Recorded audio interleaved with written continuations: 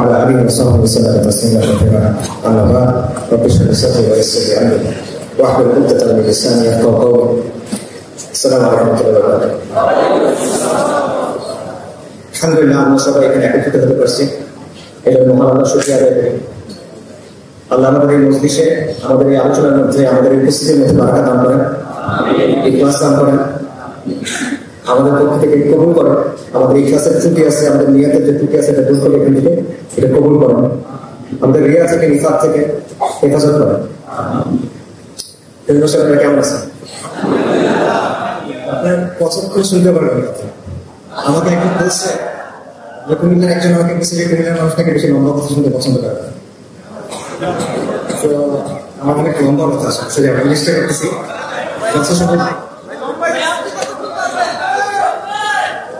ঠিক আছে, আমি চেষ্টা করতেছি কথা বেশি লম্বা না করে। একটা সহজ জায়গা থেকে আমরা কথা শুরু করি, সেটা হলো আজকে আমরা এখানে কেন আসছি, কোন পরিচয়টাকে আমরা এখানে আসছি। কারণ মানুষের পরিচয় অনেকগুলো দিক থাকে। আপনার একটা পারিবারিক পরিচয় আছে, আপনার একটা প্রাতিষ্ঠানিক পরিচয় আছে, আপনার অঞ্চলগত পরিচয় থাকে, শিক্ষাগত পরিচয় থাকে, বিভিন্ন ধরনের পরিচয় আমাদের থাকে। কিন্তু সবগুলো পরিচয় আসলে সমান না। পরিচয়ের মধ্যে কিছু পরিচয় মুখ্য হয়, কিছু পরিচয় বেশি প্রাধান্য দেয়। তো এখানে কোন পরিচয়টাকে আমরা আসলে আসি? ইমানের পরিচয় নিয়ে আমরা এখানে আসছি। কিন্তু এই পরিচয়টার গুরুত্ব আসলে কতটুকু, এটার ওজন আসলে কতটুকু, এটা আমরা আসলে বুঝি কেনা সমস্যা। আমার কাছে মনে হয় আমরা এটা আসলে বুঝি না। অন্য অনেক কনসিডারেশন, অন্য অনেক পরিচয়, অন্য অনেক বিষয় আমাদের কাছে মুখ্য হয়ে ওঠে। দেখেন, দুনিয়ার জীবনে অনেক অনিশ্চয়তা আছে। দুনিয়ার জীবনের বেশিরভাগ জিনিস আসলে অনিশ্চিত। দুনিয়ার জীবনে একটা বিষয় নিশ্চিত, সেই জিনিসটা কি? সবাইকে মরতে হবে। আর আপনি যখন মরবেন তখন আপনার আরেকটা জীবন শুরু হবে, আখিরাতের জীবন। ওই জীবনে আপনার পরিচয়টা কি? আপনি চিন্তা করেন, আপনি মারা গেছেন, আপনার লাশ গোসল করানো হয়েছে, আপনাকে কাফন করানো হয়েছে, আপনাকে অবস্থায় নিয়ে যাওয়া হয়েছে, মাটির মধ্যে রাখা হয়েছে, মাটি চাপা দেওয়া হয়েছে, আপনার বন্ধু, আপনার পরিবার আপনাকে রেখে চলে গেছে, তারা নিজের জীবনে ফিরে গেছে। মাটির একটা ঘরে আপনি এখন আপনাকে প্রশ্ন করা হবে। কি প্রশ্ন করা হবে আপনাকে? তোমার বাবা কে ছিল? তুমি বিসিএস ঠিক ছিল কিনা? তোমার সিজিপিএ কত ছিল? তোমার ক্যারিয়ার কেমন ছিল? তোমার স্ট্যান্ডার্ড অফ লিভিং কত ছিল? তোমার কত বড় বাড়ি ছিল? এই প্রশ্ন করা হবে আপনাকে না? আপনার প্রশ্ন করা হবে কি? মানব ঢোকা, তোমার রব কে ছিল? তোমার দিন কি ছিল? তোমার নবী কে ছিল? এই প্রশ্নগুলো আপনাকে করা হবে। এই প্রশ্নগুলো কিসের প্রশ্ন? ইমানের প্রশ্ন। অর্থাৎ আপনার যে পরিচয়, যে জীবনটা স্থায়ী জীবন, আপনার পরিচয় ইসলাম, এটা ছাড়া আপনার পরিচয়কে আপনি আখিরাত পার করতে পারবেন না।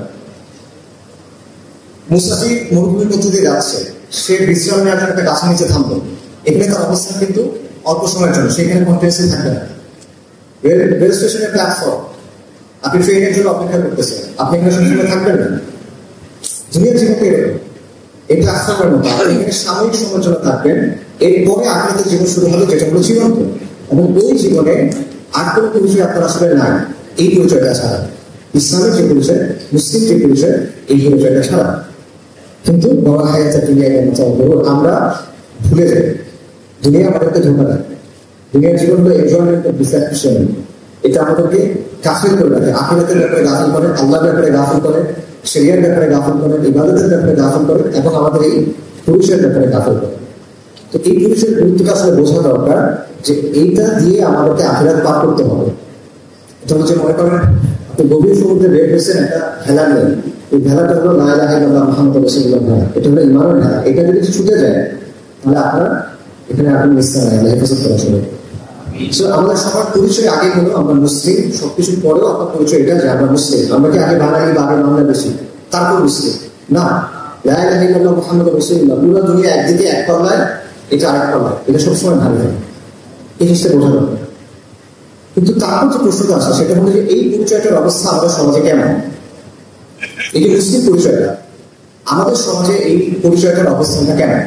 আবারও বলতেছি, আপনার পরিচয়ের বিভিন্ন দিক আছে। আপনি যখন আপনার প্রাতিষ্ঠানিক পরিচয়ে যাবেন, পেশাগত পরিচয়ে যাবেন, আর্থসামাজিক পরিচয়ে যাবেন, পারিবারিক পরিচয়ে যাবেন, তখন আপনি সমাজে শক্তিশালী হতে পারেন, তখন আপনি সমাজে অনেক সম্মানিত একজন ব্যক্তি হতে পারেন, কোনো সমস্যা নাই। কিন্তু যখনই আপনি সামষ্টিকভাবে মুসলিম পরিচয়টা নিয়ে আসেন, যখন আপনি ইসলামকে আঁকড়ে ধরে, ইসলামকে আপনার মূল পরিচয় বানিয়ে নিয়ে আসেন, তখন কিন্তু আপনি দুর্বল। আপনি যদি দুর্বল না, আপনি সেকেন্ড ক্লাস সিটিজেন। এই কথাটা হজম করতে কষ্ট হবে। তাকে আমি একটা এক্সাম্পল দিই। 2021 সালে মোদী বিরোধী আন্দোলন হয়েছিল, আপনারা জানেন। ওই আন্দোলনে মানুষ মারা গেছিল। কত মানুষ মারা গেছিল কি বলতে পারবেন? 31-17 জন মানুষ মারা গেছিল। এটা কোনো বিচার হয়েছে? হয় না। এটা বিচারের কোনো কথা হয়েছে? হয় না। এখনো কোনো কথা হচ্ছে? হয় না। এরপর দেখেন, মানুষ তো মারা গেল শুরু হিসেবে। তারপরে আলেমকে ব্যাপকভাবে গ্রেফতার করা হলো। শুধু গ্রেফতার করা হলো না, তাদের বিরুদ্ধে ভয়ঙ্কর সব মিথ্যা অভিযোগ আনা হলো। আপনারা জানেন মামুনুল হাফিজ আহমদ, তার বিরুদ্ধে প্রচন্ড মিথ্যা অভিযোগ আনা হলো, টার্গেট করে তাকে হয়রানি করা হলো। এই সময় আমাদের যে সমাজ, সেটা রিয়াকশন কি ছিল? সেগুলো সমাজের জায়গা থেকে তো একটা বেসিক ন্যূনতম সভ্যতা, ন্যূনতম ভব্যতা দরকার ছিল। সেটা কি ছিল কিনা? সেটা ছিল। কাছাকাছি সময় দেখেন মুফতি কাজী ইব্রাহিম হোসেন গ্রেফতার করা হলো। তাকে যখন গ্রেফতার করা হলো, আপনারা কেউ দেখছেন কিনা খবরে নিউজ করা হলো যে কথিত বক্তা, একজন মানুষ যার বক্তব্য এদেশের লক্ষ লক্ষ বা কোটি মানুষ শোনে, একজন আলেমে দ্বীন, তাকে বলা হচ্ছে কথিত বক্তা। অলরেডি একটা কোথায় উনি ভেবেছেন কথিত বক্তা। এটি হচ্ছে সমাজের অবস্থা। বাংলা দেবের হোসেন সাহেব সাহেব, তাকে দেখেন তার বিরুদ্ধে কি অভিযোগ আনা হয়েছে? ধর্ষণের অভিযোগ আনা হয়েছে। চিন্তা করেন আপনারা। তো এখন আমি যাদের কথা বললাম, এটা বাংলাদেশের ওলামায়ে না। আপনার হয়তো বা তাদের সাথে আপনাদের কারো তাদের কোনো বিষয়ে কিন্তু দ্বিমত থাকতে পারে, সেটা বিষয়টা না। বিষয়টা হলো তাদের যে সামাজিক অবস্থান আছে, তাদের যে দিনী অবস্থান আছে, সেটা তো স্বীকার করতে হবে। তারা ওলামায়ে কেরাম হলেন দিনী সমাজের মুরব্বী বা ইভেন ইন জেনারেল সমাজের মুরব্বী। মানুষ যখন দিনের কথা চিন্তা করে, তখন তারা ওলামায়ে কেরামের কথা চিন্তা করে। তাদের অবস্থাটাই এটা। ন্যূনতম বেসিক জাস্টিস, ইনসাফ, সম্মান, ভদ্রতা আপনি দেখেন তারা পাচ্ছেন না। আপনার কি অবস্থা? আপনি কি তাদের যে অবস্থা, আপনার কি অবস্থা? এটা হলো বাস্তবতা। শাপলা চত্বরের ঘটনা চিন্তা করেন। 2013 সালে শাপলা চত্বরের যে ঘটনা ঘটবে, মানুষ কেন আসছিল? নবী সাল্লাল্লাহু আলাইহি ওয়াসাল্লামের অবমাননা হয়েছে, ওনাদেরকে নাম ডাক দিয়েছেন। লক্ষ লক্ষ মানুষ রাসূলুল্লাহ সাল্লাল্লাহু আলাইহি ওয়াসাল্লামকে ভালোবেসে আসলেন। তখন তার সাথে কি আচরণ করা হলো? একটা দেশের রাজধানীতে মতিঝিলের মতো একটা জায়গায় রাতের বেলায় লাইট নিভায় থিয়েটারিং অপারেশন করা হলো এবং 1,55,000 রাউন্ডের বেশি বুলেটস এবং টিয়ার শেলস ইউজ করা হলো এবং বলা হলো যে এরা আন্দোলন। এটা হলো সমাজের আপনার অবস্থা। কিছুদিন আগে 2022 সালের 10 ডিসেম্বর সম্ভবত বিএনপির একটা জনসভা ছিল ঢাকাতে, গোলাপবাগে। এটা ইনিশিয়ালি পরবর্তী কথা ছিল, পরে গোলাপবাগে হচ্ছিল এবং সন্ধ্যা থেকে সেখানে মানুষ জড়ো শুরু করেছিল। রাতে লক্ষ লক্ষ মানুষ সেখানে রাত কাটাইছে। তো তখন অনেক রকম একটা আশঙ্কা ছিল যে ওখানে হয়তো বা ক্র্যাকডাউন হবে, শাপলা চত্বরের মতো ঘটনা হয়তো ওখানে হবে, এরকম কথা অনেকে বলতেছিল। তখন একটা সাংবাদিক, বিখ্যাত সাংবাদিক, আপনারা চিনবেন নাম বললেন, বিদেশে থেকে, উনি একটা স্ট্যাটাস লিখছে ফেসবুকে, আমার এখন মনে আছে। উনি বলছেন যে শাপলা চত্বরের হেফাজতের সমাবেশে ক্র্যাকডাউন করা আর গোলাপবাগে বিএনপি সমাবেশে ক্র্যাকডাউন করা, এটার মধ্যে পার্থক্য আছে। এটা মানে কি? মানে হলে হেফাজতের উপর যে যত ইজিলি ক্র্যাকডাউন করা যায়, বিএনপির উপর অত ইজিলি ক্র্যাকডাউন করা যায় না। এটা বাস্তবতা। আসলে আপনাদের একটা নিরাপদ সড়কে আন্দোলন হয়েছিল 2018 সালে, ওটা কিন্তু ব্যাপক তীব্র হয়ে গেছিল আন্দোলন একসময়। কিন্তু ওই সময়ও এবার হাসিনা সরকার চিন্তা করে না যে হেফাজতকে যেভাবে দমন করছি, ছাত্রদের এভাবে দমন করি। এটা কিন্তু সে চিন্তা করে না। কেন? কারণ আপনি যখন মুসলিম পরিচয় নিয়ে আসেন, আপনি যখন ইসলামের পরিচয় নিয়ে আসেন, তখন আপনাকে যেভাবে দমন করা যায়, আপনার উপর যেভাবে শক্তি প্রয়োগ করা যায়, এটা অন্যদের ক্ষেত্রে করা যায় না। এটা বাস্তবতা। আরো একটা এক্সাম্পল দেখেন, জুলাই আন্দোলনে মাদ্রাসার ছাত্রদের অংশগ্রহণ কেমন ছিল, এটা নিয়ে আমরা একটা সার্ভে করার চেষ্টা করছিলাম এবং সেই সার্ভে করতে গিয়ে আমরা যেটা দেখলাম খুবই ইন্টারেস্টিং ব্যাপার যে যাত্রাবাড়ি এটা শুধু এই সময় আন্দোলনের একটা কি পয়েন্ট, সবচেয়ে তীব্র ইন্টেন্স আন্দোলন এখানে হয়েছে, এখানে নাসাকার হয়েছে এবং আন্দোলন প্রচলিত অনেক বেশি হয়েছে, আপনারা জানেন। তো ওইখানে যাত্রাবাড়ির বিভিন্ন মাদ্রাসা ছিল, সেই মাদ্রাসার স্টুডেন্টরা সেই আন্দোলনে কিন্তু অংশগ্রহণ করছে। শুধু করে নাই, তারা ইনফ্যাক্ট 17 তারিখ থেকে আন্দোলনে অংশগ্রহণ করতেছিল। কিন্তু তারা আন্দোলনে অংশগ্রহণ করছে প্যান্ট শার্ট করে, তারা টুপি করে নামে নেয়, তারা পায়জামা পাঞ্জাবি জুব্বা করে নামে নেয়। কেন? আমরা তো জিজ্ঞেস করছিলাম কেন? তাদের কথা ছিল যে আমরা যদি ওইভাবে নামি তাহলে আমাদের উপর গুলি বেশি চলবে, আর আমরা যদি ওই পোশাকে মারা যাই আমাদেরকে নিয়ে কথা কম হবে। এটা হলো সমাজের বাস্তবতা। 2 দিন আগে তারা পায়জামা পাঞ্জাবি করে নামতে পারবে না। তো এরকম শত শত উদাহরণ আমি আপনাকে দেখাতে পারবো। যখনই আপনি মুসলিম পরিচয় নিয়ে আসতেছেন, ইসলামের পরিচয় নিয়ে আসতেছেন, আপনি এই সমাজের সেকেন্ড ক্লাস সিটিজেন বা ওয়ার্স। তো এটা কেন? আপনি বলতে পারেন যে হ্যাঁ, এটা 90% মুসলিমের দেশ, এটা সংখ্যাগরিষ্ঠ মুসলিমের দেশ, ইত্যাদি ইত্যাদি, কিন্তু বাস্তবতা এটাই যে আপনি সেকেন্ড ক্লাস সিটিজেন। এটা কেন? এই সমাজ বা রাষ্ট্র এটা আপনার প্রতিনিধিত্ব করে না, এটা আপনাকে দমন করতে চায়, এটা আপনাকে নিয়ন্ত্রণ করতে চায়। এটা কেন? এটার একটা অ্যান্সার আমরা মুখস্থ অ্যান্সার আমাদের আছে, যে আমরা মনে করি এটার অ্যান্সার হলো আওয়ামী লীগ। বা আমাদের আরেকটা অ্যান্সার আছে যেটা হলো, যেটার অ্যান্সার হলো শাহবাগ। কিন্তু ব্যাপারটা আসলে এখানে আওয়ামী লীগ, শাহবাগ এগুলো এটার একটা কারণ, বড় কারণ, কিন্তু একমাত্র কারণ না, মূল কারণ। মূল কারণ হলো কয়েকটা কারণ আছে, দুটা কারণ কয়েকটা বলতেছি। এর মধ্যে একটা কারণ হলো যে একটা সমাজে বা একটা রাষ্ট্রের নিয়ন্ত্রণ বজায় রাখা এটা শুধুমাত্র সামরিক ভাবে হয় না, শুধু অস্ত্র দিয়ে হয় না, এটা শুধুমাত্র অর্থনৈতিক শক্তি দিয়েও হয় না। এখানে চিন্তার একটা ব্যাপার আছে। এখানে মানুষের চিন্তাকে নিয়ন্ত্রণ করা, মানুষের চিন্তার কাঠামোকে নিয়ন্ত্রণ করার একটা ব্যাপার আছে।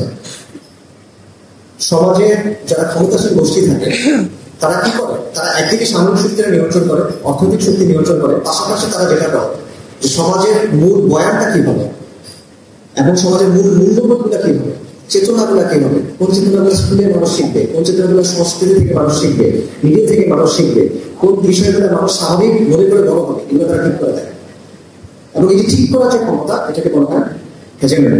এটা মানুষের চিন্তাটাকে নিয়ন্ত্রণ করে। মানুষ নিজেকে কিভাবে দেখেন, মানুষ অতীতকে কিভাবে দেখেন, মানুষ বর্তমানকে কিভাবে বুঝে এবং ভবিষ্যৎ নিয়ে কিভাবে চিন্তা করে, এটা তারা ঠিক করে দেয়।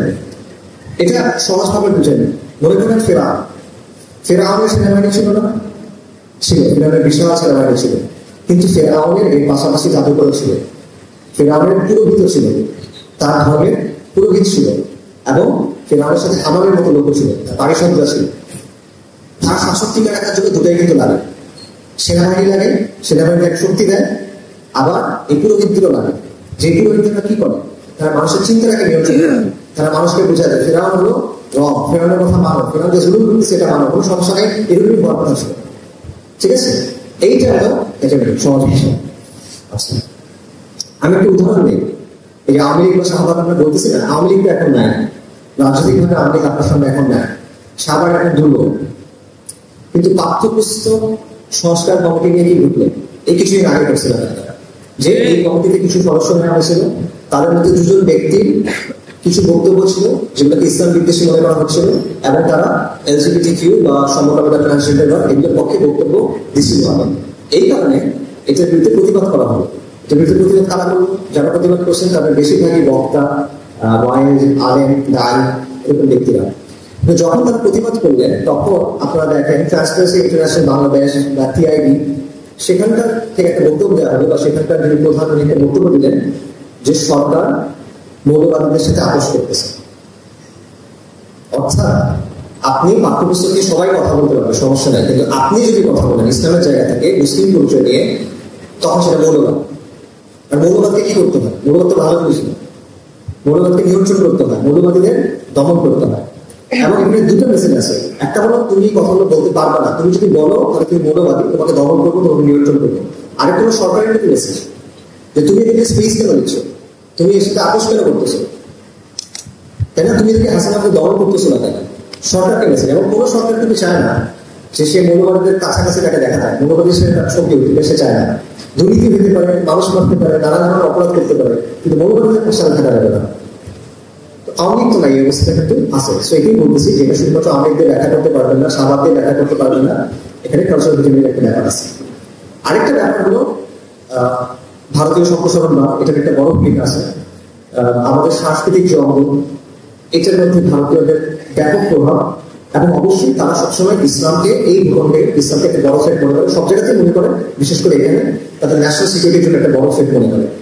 তারপর ওয়ার অফ টেরর যেটা আছে আমেরিকার, সন্ত্রাসের বিরুদ্ধে যুদ্ধ, এটার একটা ভূমিকা আছে। কারণ এটা চায় যে ইসলামের যে রাজনৈতিক দিকগুলো আছে, বা হুকুমতের সাথে ইসলামের একটা সম্পর্কের ব্যাপার আছে, বা বিশ্ব রাজনীতিকে ইসলামের জায়গা থেকে দেখা, এই বিষয়গুলোকে সে মনে করে র্যাডিক্যালিজম। সো এই ব্যাপারটাও প্রভাবিত করে আপনার সমাজে আপনার যে অবস্থা বা দমন পীড়নের ব্যাপারটা। পাশাপাশি সেকুলারিজম বা সেকুলার রাষ্ট্রের একটা বড় ভূমিকা আছে।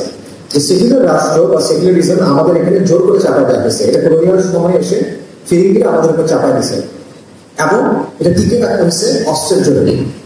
ঠিক আছে? তো সাধারণ এখন এটার সাথে ইসলামের একটা সংঘর্ষ আছে। ইসলাম কখনো সেকুলারিজম মেনে নিবে না, সেকুলারিজম কখনো পূর্ণাঙ্গ ইসলাম মানতে পারবে না।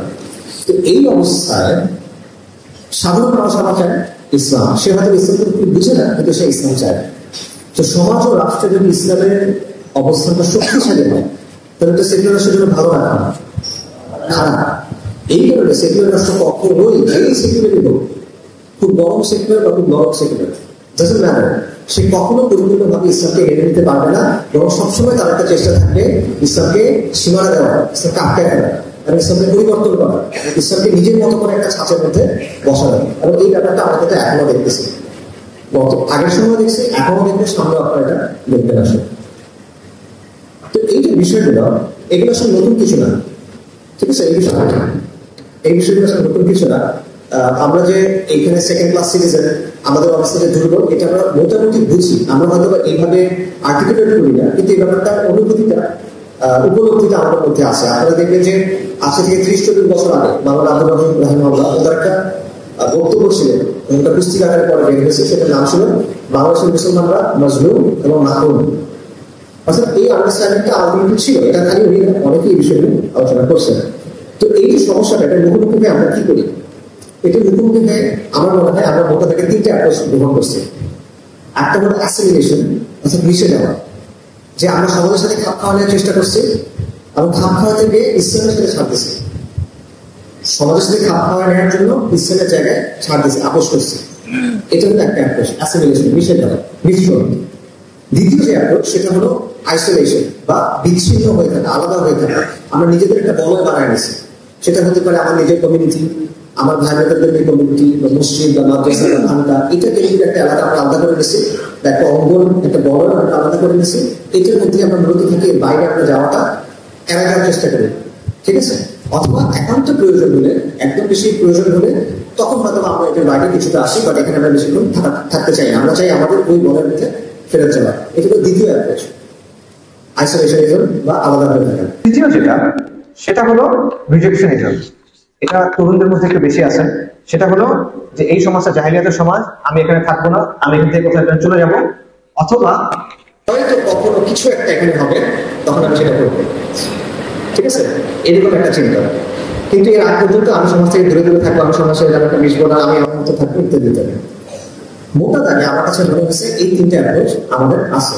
সমাজের সাথে মিশে যাওয়া, নিজেদের একটা আলাদা বলয় বানানো, সেখানে থাকা, অথবা সমাজকে মুখে প্রত্যাখ্যান করা, সুযোগ আসলে চলে যাবো, সুযোগ আসলে কিছু করবো, এরকম চিন্তা নিয়ে থাকা। কিন্তু এই 3টা অ্যাপ্রোচের কোনোটাই দীর্ঘমেয়াদে আসলে কার্যকরী না। কেন না? যদি আপনি মিশে যাওয়ার চেষ্টা করেন, তাহলে আলটিমেটলি কি হবে? আলটিমেটলি মিশতে মিশতে মিশতে ইসলামটা থাকবে না, এটা পুরো একটা জাহিলিয়াতটা থাকবে বা পুরো সেকুলারিজমটা থাকবে, এই বাইরে কিছু এখানে থাকবে না। আচ্ছা, এটা হলো একটা সমস্যা। আইসোলেশনিজম বা সমাজ থেকে যে বিচ্ছিন্ন হয়ে নিজের একটা অঙ্গন নিয়ে থাকবে, এটাও দীর্ঘমেয়াদে টেকসই না। কেন? 2টা কারণ। 1 নম্বর কারণ হলো সেকুলার রাষ্ট্র আপনার যে বলে আছে না, এটা ক্রমাগত ছোট করবে, সেটাকে এভাবে থাকতে দিবে না, এটা সে আস্তে আস্তে ছোট করে নিয়ে আসবে এবং সে হস্তক্ষেপ করবে। ঠিক আছে? মাদ্রাসায় জাতিসংগীত এই ধরনের কথাটা সে বলবে, সে এসে হস্তক্ষেপ করবে, তোমার মসজিদে খুতবাকে এভাবে আলোচনা করে দেবে, এভাবে নানাভাবে সে আপনাকে হস্তক্ষেপ করবে, আপনার জায়গাটা ছোট করে আনার চেষ্টা করবে। এটার আরেকটা প্রবলেম হলো সমাজে আপনার অবস্থানটা এখানে দুর্বল হবে। কেন? কারণ সমাজের মানুষ দেখবে যে আপনি তার দৈনন্দিন যে সমস্যা হলো, তার আর্থসামাজিক যে সমস্যা, তার পেরেশানিগুলো নিয়ে আপনার কোনো বক্তব্য দেবে না। দিন বিশেষে আপনার কাছে আসবে, আপনাকে সে সম্মান করবে, তার ইসলাম জন্য সে আপনার কাছে আসবে বা আপনাদের কাছে আসবে, কিন্তু তার নিজের দুনিয়ার যে সমস্যা, সেটার জন্য সে কার কাছে যাবে? সেটা থেকে সে যাবে সেগুলোতে কাছে। তো এটা যে আপনার অবস্থাটা কি হবে, শক্তিশালী হবে না দুর্বল হবে? ডেফিনেটলি দুর্বল হবে। আচ্ছা, আর রিজেকশনের যে অ্যাপ্রোচ, এটা আসলে ভায়াবল না, কারণ আপনি তো আলটিমেটলি সমাজকে পুরোপুরি প্রত্যাখ্যান করতে পারতেছেন না। আপনার বয়স বাড়তেছে, আপনি সমাজের মধ্যেই আছেন, আপনার বয়স বাড়তেছে, আপনার দায়িত্ব বাড়তেছে, আপনার সন্তান সন্তানাদি হচ্ছে, কিন্তু আপনি কিন্তু আসলে কোনো পরিবর্তনের জন্য কাজও করতেছেন না, কোনো মিনিংফুল কাজ করতে পারতেছেন না।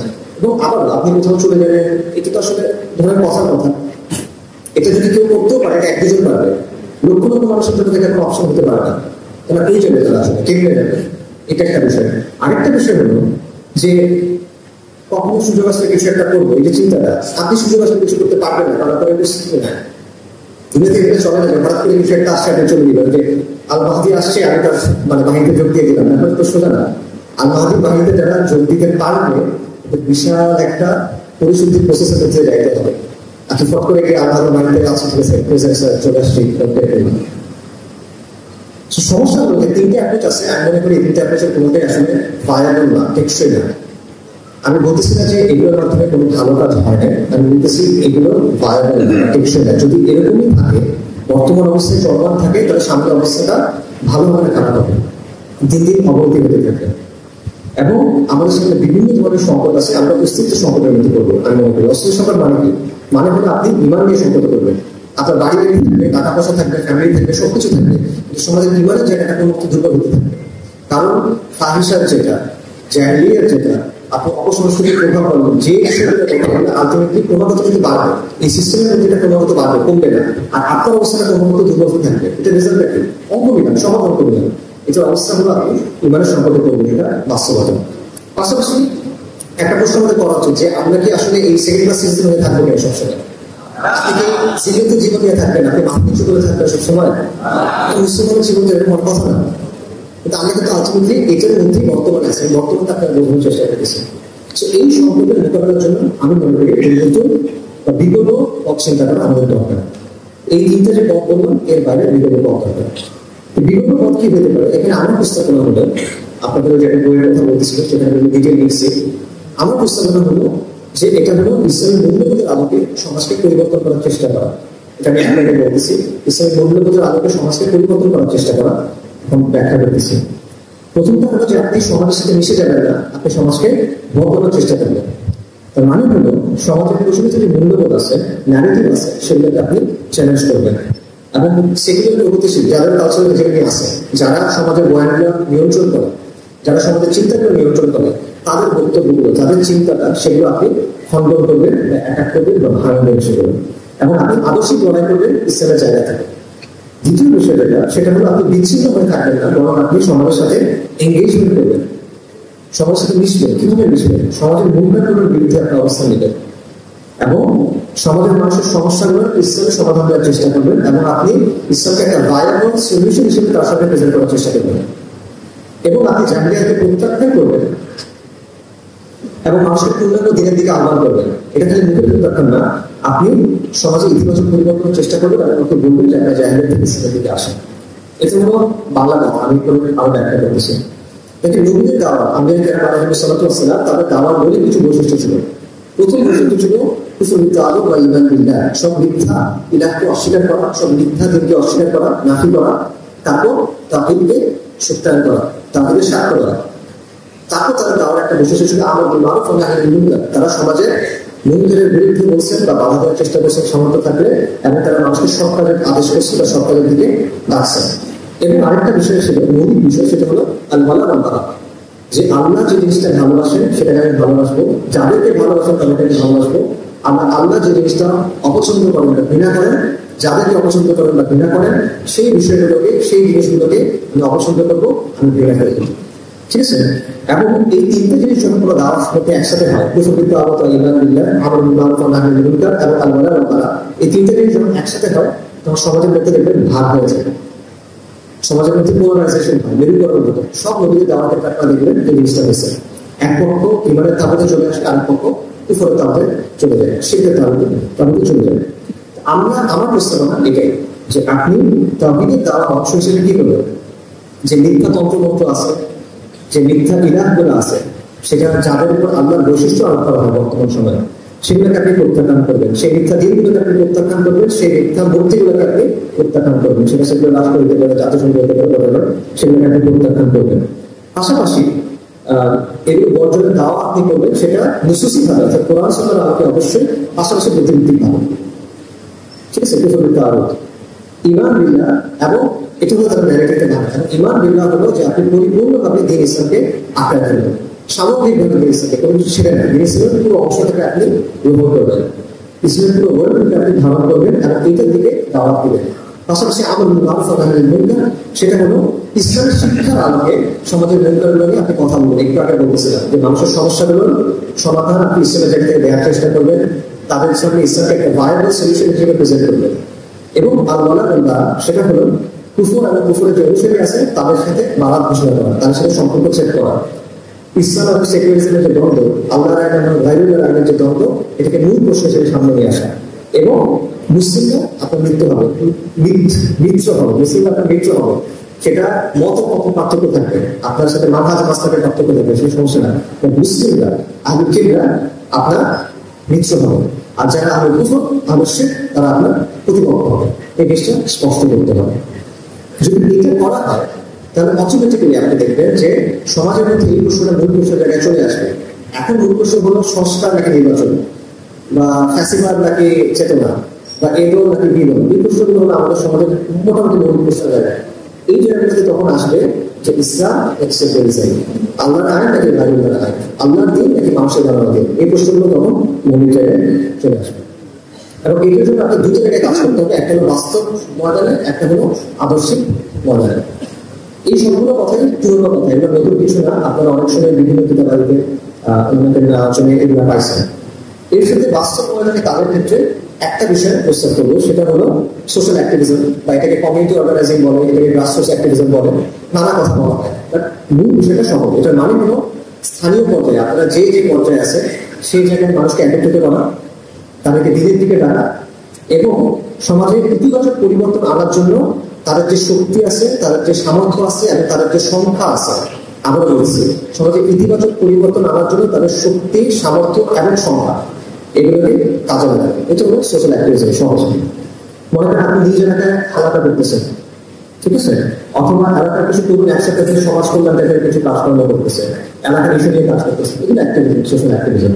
অথবা আপনি স্কুল, কলেজ, বিশ্ববিদ্যালয়ের যে স্টুডেন্টরা আছে তাদের জন্য বিভিন্ন আয়োজন করতেছেন, ক্যারিয়ার কাউন্সিলিং, কোয়ার addiction, screen addiction, time management, self হেল্পের বিষয়, এরকম যে কোনো বিষয়ে আপনি তাদের জন্য আয়োজন করতেছেন, তাদের জন্য খেলাধুলার আয়োজন করছেন, ঘুরতে যাচ্ছেন, তাদের সাথে এঙ্গেজমেন্ট করতেছেন এবং তাদেরকে এর মাধ্যমে ধীরে ধীরে রাখতেছেন।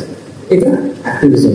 তারা দৈনন্দিন জীবনের সমস্যাগুলোর সমাধান দিচ্ছে, এগুলো অ্যাক্টিভিজম। পাশাপাশি বিভিন্ন সামাজিক ইস্যু নিয়ে মনে করেন আপনি সোচ্চার হচ্ছেন, আপনি হয়তো মিটিং করতেছেন, পোস্টারিং করতেছেন, আলোচনা করতেছেন, সেমিনার আয়োজন করতেছেন, মানববন্ধন করেন, মিছিল করেন, এই সবগুলো হলো সোশ্যাল অ্যাক্টিভিজম। এখন এই কর্মকাণ্ডের উদ্দেশ্যটা কি, আসলে এখানে লাভ থেকে কেন করতেছি এটা? এটা লাভটা হলো যে আপনি জনপরিসরে, আমি বলতেছিলাম আপনি সেকেন্ড ক্লাস সিটিজেন, আপনি যখন আসেন আপনি দুর্বল, আপনাকে দাঁড়াতে দেওয়া হয় না, আপনাকে সন্দেহের চলে দেখা হয়, এই জায়গাটা পরিবর্তন করা। এবং এই জায়গাটা আপনার কাজ করে পরিবর্তন করতে হবে, একটা জায়গা আপনার করে নিতে হবে, কেউ আপনাকে জায়গাটা এসে দিয়ে যাবে না। ফর এক্সাম্পল, আজকে এখানে যে শিল্পকলা অনুষ্ঠান হচ্ছে, এর আগে এখানে একটা অনুষ্ঠান হয়েছে কিনা না, যদিও কম হয়েছে। এবং এটা কিন্তু মানুষের কাছে অপরিচিত একটা বিষয়, অনেক মানুষই এটা একটু সন্দেহ চলে দিচ্ছে, আসলে কি হচ্ছে, হচ্ছে, নানা বিষয় আছে। বাট আপনি যদি কন্টিনিউসলি করতে থাকেন তখন কিন্তু এটা এক্সেপ্টেড হয়ে যাবে, নর্মালাইজ হয়ে যাবে। অর্থাৎ আপনি দাঁড়ানোর জায়গাটা এবং সমাজে একসেপ্টেড হওয়া বা সমাজের কাছে নর্মালাইজ হয়ে যাওয়া, এই ব্যাপারটা কিছুটা হলেও অর্জন করতে পারবেন। এই যে মানুষের কাছে এটা অপরিচিত, এই বিষয়টা আপনি ভেঙে নিতে পারবেন। তো এটা, এই জায়গাটা বর্তমানে আপনার নাই, এই জায়গাটা আপনার করে নিতে হবে। এই অবস্থাটা আপনার তৈরি করে নিতে হবে। এটা কথা বলে হবে না, এটা অনলাইনে লেখালেখি করে হবে না, এটা আপনার এই কাজগুলোর মাধ্যমে করে নিতে হবে। যেগুলো আমি সোশ্যাল অ্যাক্টিভিজম বলেছিলাম, এগুলোর মাধ্যমে জিনিসটা করে নিতে হবে। পাশাপাশি সোশ্যাল অ্যাক্টিভিজমের আরেকটা উদ্দেশ্য হলো জনগণের যে শক্তি, এটাকে কাজে লাগা। মনে করেন, ধরেন কুমিল্লাতে কোনো একটা এনজিও একটা এলজিবিটিকিউ সেন্টার করলো, কথার কথা। এখন এটার বিরুদ্ধে আপনি কি 5,000 মানুষ একত্রিত করতে পারবেন?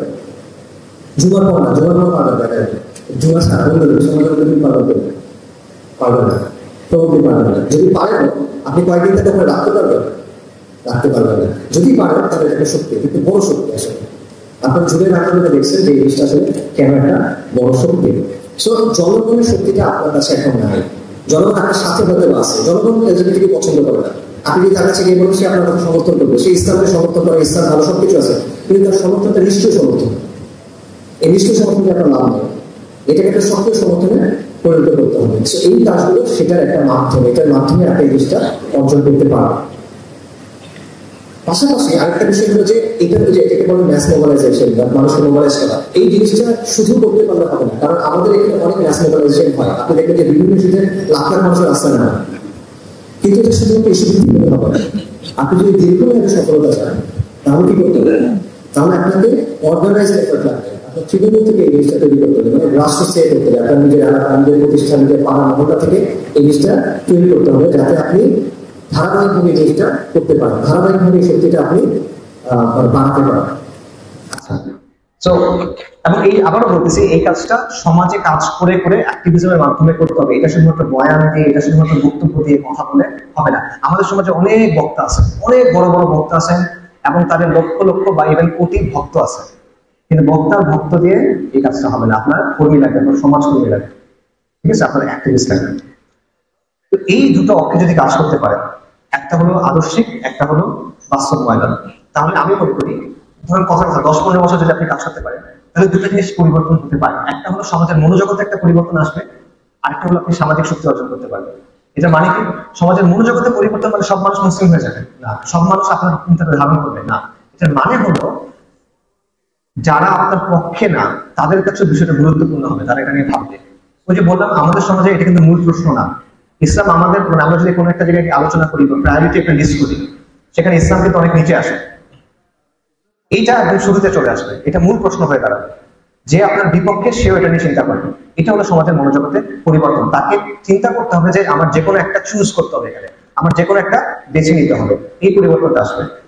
আর সামাজিক শক্তি মানে হলো সহজ ভাষায় পারিপার্শ্বিকতাকে নিয়ন্ত্রণ করার ক্ষমতা এবং প্রভাব অর্জন করা এবং চাপ প্রয়োগের ক্ষমতা, একদম সহজভাবে যদি বলি। আমি আপনাদের একটা এক্সাম্পল দিই। আপনাদের অনুষ্ঠান শিরোনামে ইতিহাসের কথা আছে, আমি ইতিহাস থেকে আপনাদের একটা এক্সাম্পল দিই। সামাজিক শক্তি অর্জনের ইতিহাস বা ঐতিহাসিক উদাহরণ হলো, আমার মতে খুব ভালো উদাহরণ হলো ফরাইজি আন্দোলন, বাংলাদেশের বা পূর্ব বাংলার ফরাইজি আন্দোলন। আপনারা জানেন যে আন্দোলনটা শুরু হয় 1818 সালে, হাজী শরীয়তুল্লাহ রাহিমাহুল্লাহ তিনি শুরু করেন। এবং এটার ব্যাপারে আমাদের কিছু চিন্তা ভাবনা আছে যে এটা ছিল একটা মূলত সমাজ সংস্কার বা ধর্মীয় সংস্কারমূলক আন্দোলন। যে ফরাইজিরা কি করতো, তারা 5টা ফরজ আদায় করতে বলতো, তারা বিদআত থেকে দূরে থাকতে বলতো, শিরক থেকে দূরে থাকতে বলতো, হারাম থেকে দূরে থাকতে বলতো। হ্যাঁ, তারা এগুলো করতো, বাট তাদের কার্যক্রম আসলে এর চেয়েও ব্যাপক ছিল। এখানে আরো অন্যান্য বেশ কিছু ডাইমেনশন ছিল, যেটা হয়তো আমরা জানি না। ঐতিহাসিকরা বলেন, অনেক ঐতিহাসিক বলছেন যে ফরাইজি আন্দোলন ছিল ব্রিটিশ ভারতে, ব্রিটিশ শাসনামলে ভারতের প্রথম organise Islamic movement. Even Syed Ahmed শহীদের যে আন্দোলন, তো এখানে মুহাম্মাদিয়া যেটাকে বলে বা বালাকোট আন্দোলন, তারও আগে আসলে এটা শুরু হয়েছে। কারণ সৈয়দ আহমেদ শহীদের অর্গানাইজ আন্দোলন শুরু হয়েছে উনি হজ থেকে ফেরার পর, দ্বিতীয়বার হজ থেকে ফেরার পর 1820-এর পর। হাজী শরীয়তুল্লাহ রাহিমাহুল্লাহর আন্দোলন শুরু 1818 থেকে। তো এই জন্য বলা হয়, অনেকে বলেন যে এটা হলো প্রথম অর্গানাইজ ইসলামিক আন্দোলন। আমি তাদের আন্দোলনের অর্থনৈতিক দিক ছিল, সামাজিক দিক ছিল, প্রশাসনিক দিক ছিল এবং রাজনৈতিক দিক ছিল। আমি সংক্ষেপে কয়েকটা দিক আপনাদেরকে বলি। দেখেন, কৃষকদের উপর জমিদার, সে সময় জমিদাররা এবং নীলকররা তারা ব্যাপক অত্যাচার করতো এবং নানা ধরনের কর, ট্যাক্স তাদের উপর আরোপ করতো। হাজী শরীয়তুল্লাহ রাহিমাহুল্লাহ যেটা করলেন, উনি বললেন যে না, এই ট্যাক্স গুলো আসলে অবৈধ, এই ট্যাক্সের কোনো ইখতিয়ার জমিদারদের নাই, তোমরা ট্যাক্স দিবা না। কৃষকদের বলে তোমরা ট্যাক্স দিবা না। ওনার যে ছেলে ছিল মুসলিউদ্দিন দুদু মিয়া, উনি বললেন, উনি একটা স্লোগান তৈরি করলেন যে লাঙ্গল যার জমিন তার, লাঙ্গল যার জমিন তার, মানে তার মানে হলো জমিদারকে আমরা তোমাদেরকে এই ট্যাক্স গুলা দিব। এবং তারা যেটা করলো যে তারা বললো সরকারকে এবং জমিদারকে অসহযোগ আন্দোলন করা শুরু করলো, তারা ট্যাক্স দিল না। এবং এই জন্য অনেকে বলছেন যে ভারত উপমহাদেশে প্রথম অসহযোগ আন্দোলন শুরু করছে ফরাইজিরা, মোহনদাস করমচাঁদ গান্ধীরা, ফরাইজিরা। এটা অনেক ঐতিহাসিক বলছেন। সমাজ সংস্কারটা আমরা জানি, যেমন শিরক বিদআত বিরুদ্ধে তাদের অবস্থান, আশরাফ আতরাফ একটা বিভাজন ছিল সমাজের মধ্যে, মুসলিম সমাজের মধ্যে, যেটা ইসলামের সাথে আসলে কোনো সম্পর্ক নেই। এই বিভাজনটার বিরুদ্ধে তারা কাজ করছেন। এখন তারা মুসলিম পরিচয়ের ভিত্তিতে ভ্রাতৃত্বের বন্ধনের উপর জোর দিয়েছে, যেই কারণে পূর্ববঙ্গের কৃষক, তাঁতি, জেলে তাদের অবস্থান ছিল সমাজের সবচেয়ে নিষ্পেষিত, সবচেয়ে নিপীড়িত অংশ। কিন্তু তাদেরকে তারা একত্রিত করে একটা সামাজিক শক্তিতে পরিণত করছিলেন। পাশাপাশি তাদের একটা সাংগঠনিক কাঠামো ছিল, যেমন 3 থেকে 500 ফরাইজি পরিবার একসাথে এটাকে বলতো গ্রাম, গাঁও। এবং এদের একজন দায়িত্বশীল ছিল, তার নাম ছিল গাঁও খলিফা। এরকম 10টা বা 10টার বেশি গাঁও মিলে হলো একটা গিল্ড। গিল্ড সম্ভবত একটা ফার্সি শব্দ, সার্কেল বলা যেতে পারে। এবং পূর্ব বাংলা এরকম বিভিন্ন গিল্ডে বিভক্ত ছিল। একটা গিল্ডে 3 থেকে 5,000 ফ্যামিলি। এবং এগুলো দেখাশোনা করতো তাদের যে মজলিস শুরা ছিল, সেই মজলিস শুরার সদস্যরা। আর মজলিস শুরার নেতৃত্বে ছিলেন ফরাইজদের যিনি নেতা, উস্তাদ বলতো তারা। তো এটা ছিল একটা সাংগঠনিক কাঠামো। আবার দেখেন প্রশাসনিক ভাবে তারা তাদের যে পলিসিগুলো ছিল, সমাজ সংস্কারের যে কাজগুলো ছিল, তাদের যে স্ট্রাকচার, এগুলোর মাধ্যমে তারা একটা প্যারালাল প্রশাসন তৈরি করছিল। হেনরি বেভারিজ নামে একজন ব্রিটিশ সিভিল সার্ভেন্ট ছিল, তার একটা মন্তব্য ছিল দুদুমিয়ার ব্যাপারে, যে সে হলো বাংলার ডি ফ্যাক্টো রুলার, সে বাংলার প্রকৃতপক্ষে সে বাংলার প্রকৃত শাসক। এবং সে বলছে যে বাকেরগঞ্জ এরিয়ায় কোনো জজ বা ম্যাজিস্ট্রেটের চাইতে দুদুমিয়ার ক্ষমতা বেশি, এরকম কথা সে বলছিল। ডক্টর জেমস ওয়াইজ একজন ছিল, তার একটা 1883 সালে উনি একটা বই লিখছিল বা রিপোর্ট তৈরি করছিল ব্রিটিশদের জন্য ফরাসি আন্দোলন নিয়ে। ওইখানে উনি বলতেছেন যে ফরাসিদের শরিয়া আদালত ছিল, তাদের বিভিন্ন শরিয়া আদালত ছিল যেখানে তারা হানাফি ফিকহ অনুযায়ী বিচার করতো, এটা গ্রামের পঞ্চায়েতের স্টাইলে চলতো। এবং উনি বলতেছেন ঢাকা, বৃহত্তর ঢাকা অঞ্চলে এরকম 22টার মতো শরিয়া আদালত ছিল। এখন এখানে আপিল করা যেত, আপনি যদি গাও খলিফার ওখানে যে বিচার সেটা পছন্দ না হয় আপনি এর উপরে যেতে পারবেন এবং ফাইনালি আপনি মূল যে আমির বা মূল যে উস্তাদ তার কাছে যেতে পারবেন। এই সিস্টেমটা তাদের ছিল। এবং ফরাসিরা তাদের কোনো মোকদ্দমা নিয়ে কখনো ব্রিটিশদের আদালতে যেত না, কারণ তারা এই আইনটাকে তারা প্রত্যাখ্যান করতো।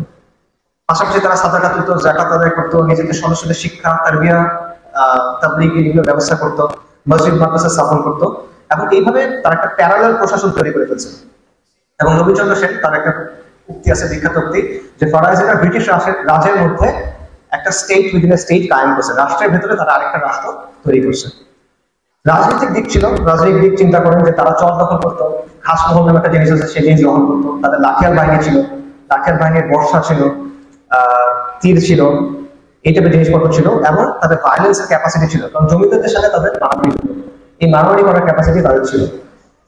পাশাপাশি তারা বিভিন্ন ধরনের আন্দোলন করছেন কৃষকদের নিয়ে, তারা কোয়ালিশন করছেন, জোট তৈরি করছেন বিভিন্ন সময়ে নীলকরদের বিরুদ্ধে, জমিদারদের বিরুদ্ধে, ব্রিটিশ রাজের বিরুদ্ধে। তারা ইভেন হিন্দু বোয়ালা, হিন্দু কৃষক এদেরকে নিয়ে একসাথে অসহযোগ আন্দোলন করছেন।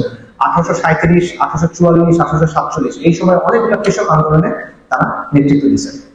সো এগুলো হলো তাদের রাজনৈতিক কর্মকাণ্ডের বা রাজনৈতিক স্ট্র্যাটেজির কিছু এক্সাম্পল। আবার দেখেন ফরাসিদের অবস্থান ছিল, শাহ আব্দুল আজিজ দেহলভি রাহিমাহুল্লাহ উনি 1803 সালে একটা ফতোয়া দিয়েছিলেন যে এটা হলো দারুল হার্ব, ব্রিটিশ শাসনের অধীনে ভারতবর্ষ দারুল হার্ব। ফরাসিরা মনে করতো যে ভারতবর্ষ দারুল হার্ব এবং এই জন্য তারা জুমার সালাত আদায় করতো না, জুমার নামাজ পড়তো না। এখন একটা ফিকি একটা বিষয়, এখানে মতপার্থক্য অনেক জায়গা আছে, ওটা পয়েন্টটা না, পয়েন্টটা হলো এটা একটা পলিটিক্যাল পজিশন ছিল তাদের। এবং তারা ব্রিটিশ আইনের একটা প্রত্যাখ্যান এই জায়গাটার মধ্যে ছিল, যে তারা ব্রিটিশদের শাসনটাকে প্রত্যাখ্যান করে, তারা এটাকে গ্রহণ করে না, তারা এটাকে মানে না। ফরাসিদের সাথে তিতুমিরের আন্দোলনের সম্পর্ক ছিল, সমসাময়িক তাদের ওখানে একটা সম্পর্ক ছিল। সাইদ আহমেদ শহীদের যে অনুসারীরা পরবর্তীতে কাজ করে গেছেন, মাওলানা মিরাজ আলী, মাওলানা ইনায়েত আলী, তাদের সাথে তাদের একটা সম্পর্ক ছিল, তাদেরকে তারা সাহায্য সহযোগিতা করতেন। পাশাপাশি 1857 সালের যে আজাদি আন্দোলন বা বিদ্রোহ, সেখানে তারা সাহায্য সহযোগিতা করার চেষ্টা করছে। কিন্তু ইন্টারেস্টিং বিষয় হলো তারা দারুল হার্ব করছে, তারা তিতুমিরকে সাহায্য করছে, সাইদ আহমেদ শহীদের আন্দোলনকে সাহায্য করছে, কিন্তু তারা নিজেরা কিন্তু জিহাদ করে নাই। এটা কেন করে নাই সেটা স্পষ্ট কোনো উত্তর নাই, বাট একটা উত্তর হয়তো আমরা অ্যাসিউম করতে পারি। সেই উত্তরটা এরকম হতে পারে যে 1831 সালের মেতে বালাকোটে সাইয়েদ আহমেদ শহীদের যে আন্দোলন, তারা পরাজিত হলেন, আহত হলেন, পরাজিত হলেন। 1831 নভেম্বরে বারাসাতে বাঁশের কেল্লা, তিতুমিরের যে বাঁশের কেল্লা, সেটাও পরাজিত হলেন। 6 মাসের ব্যবধান। এরপর হয়তো বা হাজী শরীফুল্লাহ মনে করছেন যে এই বাস্তবতায় ব্রিটিশদের বিরুদ্ধে সশস্ত্রভাবে আন্দোলন করা হয়তোবা সমীচীন না বা ভায়াবল না, হয়তো তারা একটা চিন্তা করছেন। এই কারণে তারা একটা দীর্ঘমেয়াদী স্ট্র্যাটেজি গ্রহণ করছেন, যেটার উদ্দেশ্য ছিল সামাজিক শক্তি অর্জন, সামাজিক আন্দোলন, সমাজ পরিবর্তন ইত্যাদি ইত্যাদি। এবং এর মাধ্যমে তারা চেষ্টা করছেন সমাজের মধ্যে ইসলাহ আনতে, সমাজের মধ্যে তাজদীদ আনতে এবং জমিদার নীলকর ব্রিটিশ এদের মোকাবিলা করতে। এখন সব মিলায় আমি মনে করি যে ফরাসি আন্দোলন এটা সামাজিক শক্তি অর্জনের একটা কার্যকরী এক্সাম্পল হইতে পারে। কিভাবে তৃণমূল থেকে আপনি সামাজিক শক্তি অর্জন করতে পারেন এবং সেটা ধাপে ধাপে সামাজিক আন্দোলনের দিকে নিতে পারেন, এটার একটা এক্সাম্পল আপনি এখানে পেতে পারেন। এবং এটা থেকে এটাও শেখা যায় যে আপনি জাস্ট অ্যাডহক ভাবে, মানে এক এক সময় এক এক কিছু নিয়ে কাজ করবেন, কোনো দীর্ঘমেয়াদী পরিকল্পনা নাই, এভাবে আসলে আলটিমেটলি জিনিসটা হবে না, বরং ধাপে ধাপে অর্গানাইজ ভাবে আপনার তৃণমূল থেকে শক্তি তৈরি করতে হবে। কাজে এইটাকে সামাজিক শক্তি অর্জনের একটা মডেল হিসেবে সামনে রাখা যেতে পারে, আমি মনে করি একটা নন আর্ম সামাজিক আন্দোলনের মডেল হিসেবে। এবং চাইলে আমরা ফরাসিদের সাথে কিছু প্যারালাল বা কিছু মিল আমাদের বর্তমানের সাথে খুঁজে বের করতে পারি। কিরকম? দেখেন ফরাসিদের দুটো প্রতিপক্ষ ছিল, একটা হলো হিন্দু জমিদার শ্রেণী, একটা হলো ব্রিটিশ রাজ বা ব্রিটিশ শাসক। আমাদের ক্ষেত্রে হিন্দু জমিদারের ভূমিকা আছে আমাদের কালচার এলিটরা, সেকুলার প্রগতিশীল এলিটরা এবং ভারতীয় যে প্রভাব সেটা। অন্যদিকে ব্রিটিশ রাজের ভূমিকা আমাদের ক্ষেত্রে কারা আছে? এখন পশ্চিমা বিশ্ব, দুই হলো এই যে পোস্ট কলোনিয়াল সেকুলার রাষ্ট্র, যে সেকুলার রাষ্ট্র আছে, কারণ এটা তো ব্রিটিশদের যে শাসন সেটা কন্টিনিউশন, এবং তাদের যে দৃষ্টিভঙ্গি সেটা দিয়ে কিন্তু সে আপনাকে দেখে, তাদের মতো করে সে আপনাকে দেখে, তাদের মতো করে সে আপনাকে নিয়ন্ত্রণ বা দমন করতে চায়। পাশাপাশি স্ট্র্যাটেজির ক্ষেত্রে তাদের স্ট্র্যাটেজি ছিল সোশিয়াল পলিটিক্যাল আন্দোলন করা, সামাজিক আন্দোলন তৈরি করা এবং নিজেদের আদর্শ জায়গায় ছাড় না দেওয়া। আমরাও সেটি বলতেছি, আমিও সেটি বলতেছি, সেটা হলো আপনি ইসলামী মূল্যবোধের আলোকে সমাজকে পরিবর্তন করার চেষ্টা করেন, শরীরের সাথে আপোষ না করে। আবার দেখেন ফরাসিরা বলছিল যে ভারতবর্ষ তারা ভালো, কিন্তু তারা নিজেরা জিহাদ করে নেয় বা তারা মনে করছে যে এটা হয়তো তাদের জন্য ভায়াবল না, এই মুহূর্তে তারা হয়তো সেটা করতে পারতেছে না।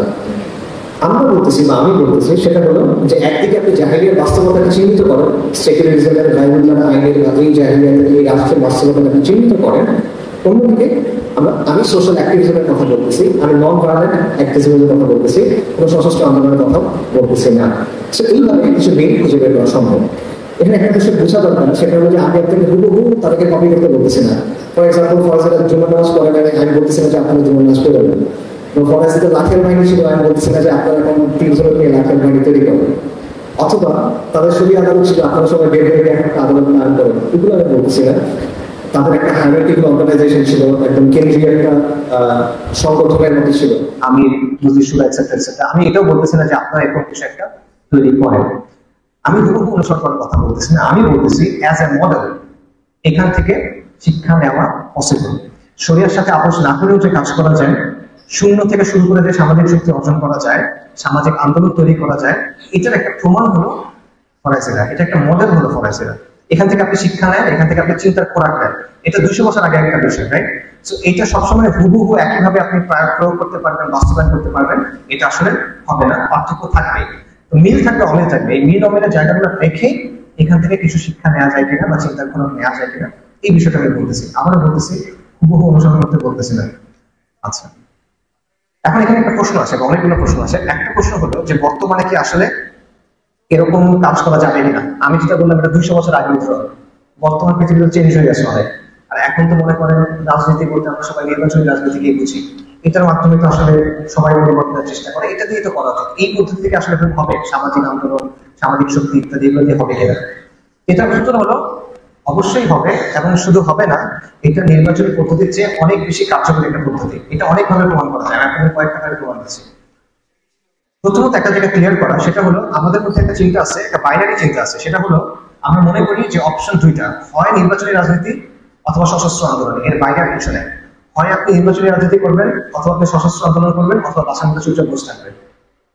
এর বাইরে আর কোনো অপশন নাই, বা এর বাইরে আসলে অপশন আছে, ঐতিহাসিক ভাবে অপশন আছে। সামাজিক রাজনৈতিক কার্যক্রমের মনে, আন্দোলনের মনে অনেক এক্সাম্পল হিস্ট্রিতে আছে। যেমন ধরেন এই যে নির্বাচনী গণতান্ত্রিক পদ্ধতি, এটা কিন্তু তুলনামূলকভাবে নতুন একটা পদ্ধতি।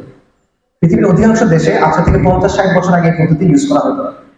50-60 বছর বলতেছি, 100 না, কিন্তু এটা প্রমাণ আছে। আপনার স্যামুয়েল হান্টিংটনের নাম শুনছেন অনেকে, ক্লাস অফ সিভিলাইজেশন থিসিস, সেটা লেখক, রাইট? এই তত্ত্বের জনক। তার আরেকটা কাজ আছে, democratisation in the late 20th century. সেখানে সে বলতেছে যে 1925 সালের দিকে পৃথিবীতে নির্বাচনী গণতন্ত্র ছিল 29টা দেশে, 1962 সালের দিকে 36টা দেশে, 1990-এর দিকে এই সংখ্যাটা হচ্ছে 60। পৃথিবীতে বর্তমানে দেশ কয়টা? 180 প্লাস, রাইট? 190 প্লাস। 1990-এর দিকে 60টা।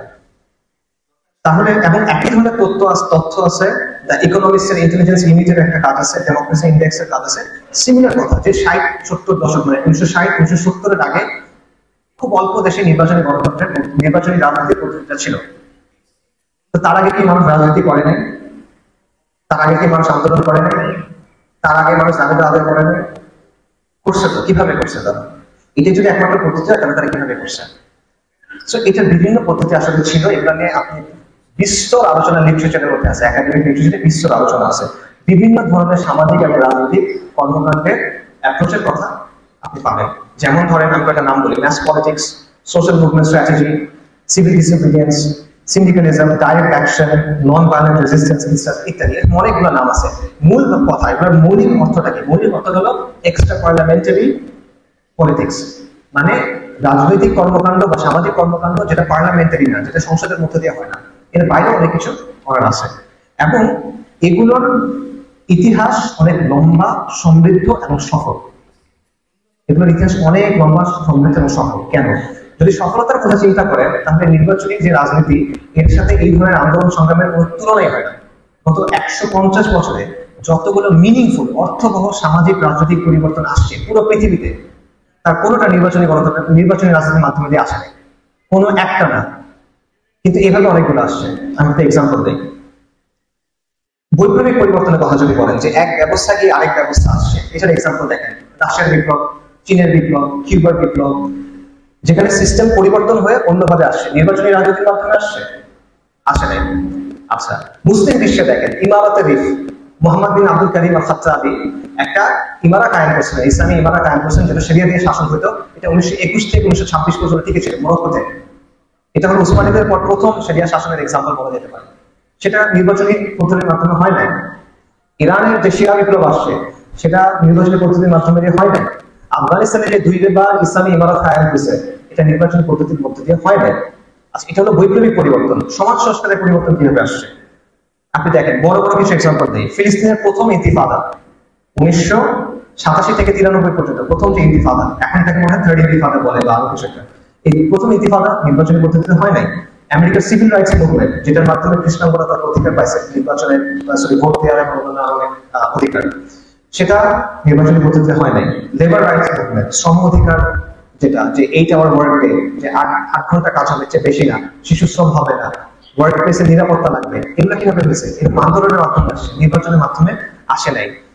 সাউথ আফ্রিকাতে বর্ণবাদী শাসন ছিল, এটা যে অবসান হলো আন্দোলনের মাধ্যমে। এটাকে বলা হয় অ্যান্টি অ্যাপার্থাইড মুভমেন্ট বা বর্ণবাদ বিরোধী আন্দোলন। নির্বাচনী ভাবে হয় নাই, এটা আন্দোলন সংগ্রামের মাধ্যমে আসছে।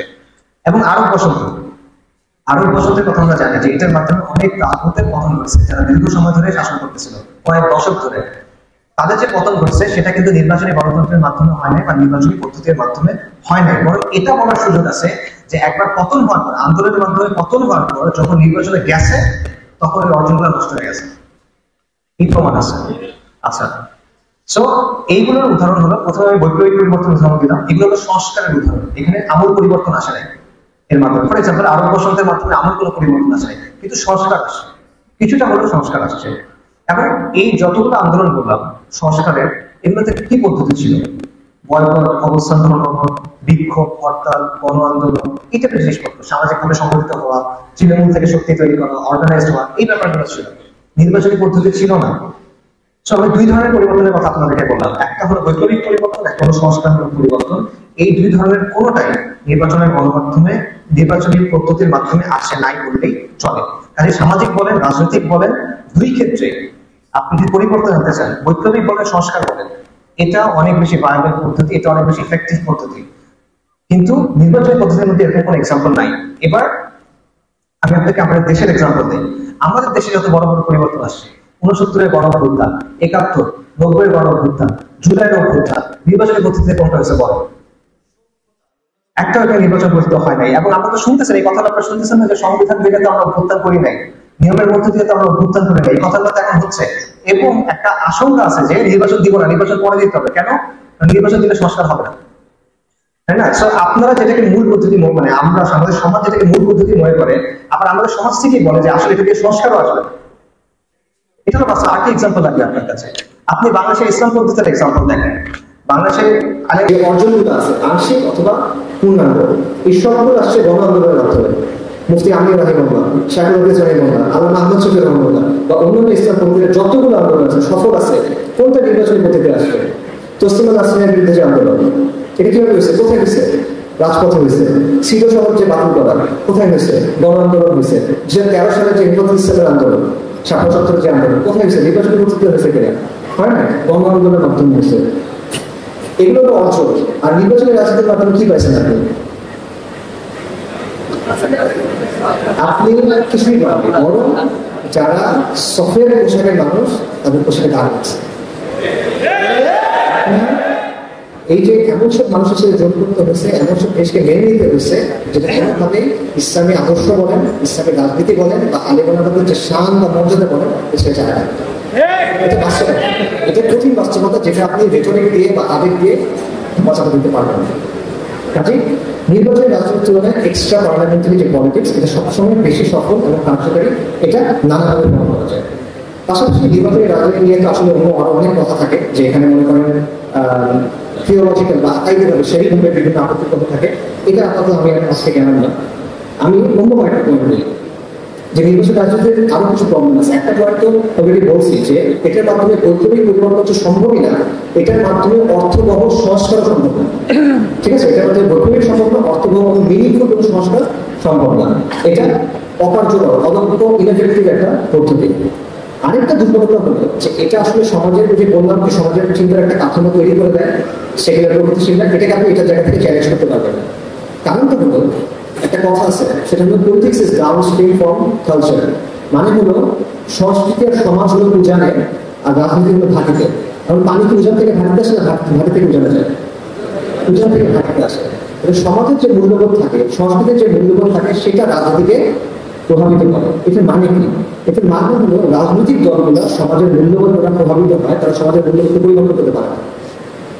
এটা হয় না।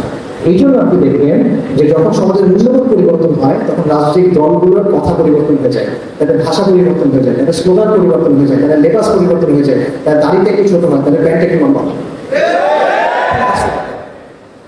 অর্থাৎ রাজনৈতিক দল সবসময় সমাজের প্রচলনকে মেনে নেয়। বিপ্লবী দল না, বিপ্লবী দলের মধ্যে ডিফারেন্স। সাধারণ গতানুগতিক রাজনৈতিক দল সবসময় প্রচলনের ভেতরে কাজ করে, এটাই নিয়ম।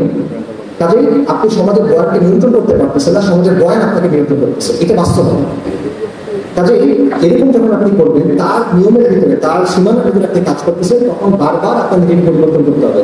তখন আপনার ইসলামী বিপ্লবের চিন্তা হয়ে যাবে কল্যাণ রাষ্ট্র, ইসলামী ইকামতের দিকে চিন্তা হয়ে যাবে কল্যাণ রাষ্ট্র, এবং এটা হবে। এটা এই পথের অবধারিত ফল। আচ্ছা, সো আপনি সিস্টেমের সাথে খাপ খাওয়ানোর চেষ্টা করবেন, এবং এটা করতে গিয়ে নিজের আবশ্যক জায়গায় আপনাকে আপোষ করতে হবে, নিজেকে পরিবর্তন করতে হবে। এবং এটাই সবসময় হয়। এটা এমন একটা মেশিন, এই মেশিনের ভিতরে ঢুকলে ওই সাইডে এগিয়ে দেখা হবে, হাউস অফ মুসলিমস এর দেখা কখনো হবে না। এবং এটা মানুষের মধ্যে কনফিউশন তৈরি করে। আপনি বললেন যে পশ্চিমা ধর্ম গণতন্ত্র, এটা খুব খারাপ। আপনি বললেন যে গণতন্ত্র ইসলামের সাথে সাংঘর্ষিক। আবার মানুষ দেখবে যে আপনি ওই পদ্ধতির মধ্যেই গেছেন। মানুষ কিন্তু এত চিন্তা করবে না, সে দুটা জিনিস একসাথে, বিপরীত জিনিস একসাথে ধারণ করতে পারবে না। একটা নাম আছে কম্পিটিভ রেজোনেন্স। দুটা জিনিস সে ধারণ করতে পারবে না। তখন কি হয়? মুখের কথা বলতে কাজটা যাবে, সে ধারণ করবে, এবং তার মধ্যে এখানে একটা গ্রহণযোগ্যতা তৈরি হয়ে যায়। এই জিনিসটা, এটা বাস্তবতা, ফাংশনাল একটা অ্যাকসেপ্টেন্স ক্রিয়েট হয়ে যায়। পাশাপাশি এখানে আরো অনেক বিষয় আছে, ভোটের রাজনীতির বিষয় আছে, ভোটের রাজনীতির বিষয় আছে। অনেক কথা চাইলেও বলা যায় না, অনেক কাজ করতে চাইলেও বলা যায় না। এবং একটা এক্সাম্পল আছে, আপনারা মনে করেন গত 1 বছর ধরে ফিলিস্তিনে যে গণহত্যা হচ্ছে, এটা নিয়ে বাংলাদেশে কিন্তু যত বড় আন্দোলন হওয়ার কথা ছিল, এরকম কিছু হয় না। এরকম কোনো কিছুই, মানে কোনো কর্মসূচি আসলে হয় না। কেন হয় না? কারণ ওই সময় একটা চিন্তা ছিল যে আমেরিকা ডাক করবে। মনে আছে আপনাদের ওই সময়টার কথা? 6 তারিখ নির্বাচন ছিল, রাইট? 6 জানুয়ারি নির্বাচন ছিল। একটা প্রবল বিশ্বাস ছিল যে আমেরিকা হয়তো সাহায্য করে সেটা থেকে কলা দিল বা কিছু একটা হবে। তো আমেরিকা যদি এখন মন খারাপ করেন, এই জন্য তখন কিন্তু কিছু করা যায় না। ট্রান্সজেন্ডার ইস্যুটা দেখেন, এমন কিছু করা যায় না। গতানুগতিক রাজনৈতিক জায়গা থেকে কিন্তু এগুলো নিয়ে কথা হয় না। কোথেকে আসে? সামাজিক জায়গা থেকে আসছে, সেগুলো বাস্তবতা। এরকম আরো আসলে অনেক বিষয় আছে যে এটাতে আপনার সব পরিকল্পনা নির্বাচন কেন্দ্রিক করতে হয়, এবং এটার কারণে আপনি অন্য জায়গায় আসলে ফোকাস করতে পারেন না। তো আলটিমেটলি এটা প্রবলেমটা কি, যে এই পদ্ধতিটার মধ্যে গেলে আপনি যে হেজেমনিটা আছে, বা তাদের যে বয়ানগুলো আছে, তাদের যে চিন্তার কাঠামো আছে, যেটা তারা সমাজের মধ্যে চাপা দিচ্ছে, এটাকে আপনি চ্যালেঞ্জ করা, এটাকে ভাঙা, এই কাজটা আসলে করা যায় না। বরং আপনার ভবিষ্যতে মিশে যেতে হয়, এবং একটা সাংঘর্ষিক অবস্থা তৈরি হয়, যেটা টেকসই হয়, একসময় এটা কোলাপস করে। এবং এই কারণে দেখবেন গত 150 বছরে মৌলিক কোনো পরিবর্তন, বৈপ্লবিক পরিবর্তন বা সংস্কার কখনোই নির্বাচনী পদ্ধতির মাধ্যমে আসে নাই। যেটা আসছে সেটা আসছে সামাজিক আন্দোলন সংগ্রামের মাধ্যমে, বা রাজনৈতিক আন্দোলন সংগ্রামের মাধ্যমে, বা রাজপথের আন্দোলন সংগ্রামের মাধ্যমে, যেটাকে আপনি এক্সট্রা পার্লামেন্টারি পলিটিক্স বলতে পারেন। এটা তত্ত্ব না, এটা বাস্তবতা। বর্তমানের অতীতের অনেক উদাহরণ এখানে আছে, কিছু আমি আপনাদেরকে দিলাম। ইভেন বাংলাদেশে গত 10 থেকে 12 বছরের কথা চিন্তা করেন, বড় বড় সবগুলো আন্দোলনের কথা চিন্তা করেন। হেফাজত ইসলামী আন্দোলন, নিরাপদ সড়ক, প্রথম কোটা আন্দোলন, জুলাই কোটা আন্দোলন, যেটা পরবর্তীতে গণঅভ্যুত্থানে পরিণত হয়েছে, এগুলো একটাও গতানুগতিক রাজনৈতিক প্রক্রিয়ার মধ্যে আসে নাই। এগুলো একটাও গতানুগতিক রাজনৈতিক শক্তি দিয়েও শুরু হয় না। কাজে এই পদ্ধতি আপনাকে সুযোগ দিবে, যেটা আসলে বিরোধী বুঝে দেয় না। এটা প্র্যাগমেটিক কথা, মানুষ মনে করে যে ঠিক আছে আমরা বাস্তব বুঝে এটা সেটা, এটা বাস্তবতা। আপনারা যেটা বলতেছেন ওটা ফ্যান্টাসি, এটা বাস্তবতা, এটা ঐতিহাসিক বাস্তবতা, এটা বর্তমানের বাস্তবতা।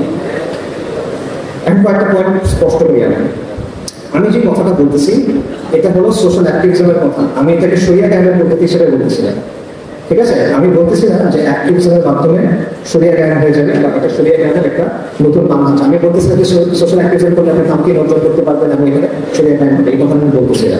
শরিয়া কায়েম হবে যদি কখনো হয়, ইনশাআল্লাহ আমরা প্রতিশ্রুতি দিচ্ছেন, শরিয়া কায়েম হবে বৈপ্লবিক পরিবর্তনের মাধ্যমে। এটাতে কোনো দাম নয়, সংস্কারের কোনো পদ্ধতির মাধ্যমে এটা কখনো হবে না।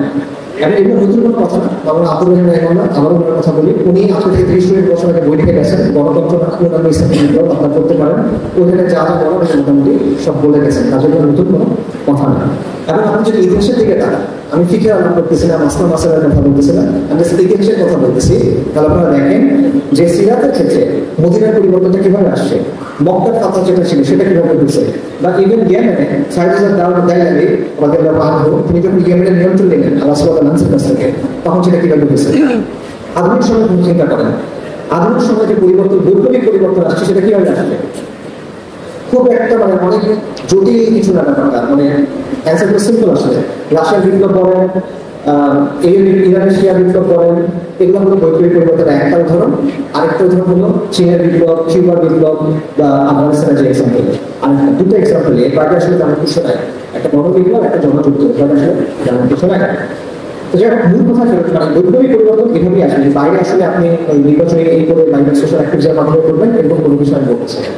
আচ্ছা, মূল কথা ফেরত আসে, সেগুলোকে আমি বলছি শরিয়া পরিষেবা বৈপ্লবিক পদ্ধতিতে, এবং শরিয়ার আলাদা বৈধ কোনো কর্মপন্থীর সাথে এখানে ক্ল্যাশ করার কিছু নাই।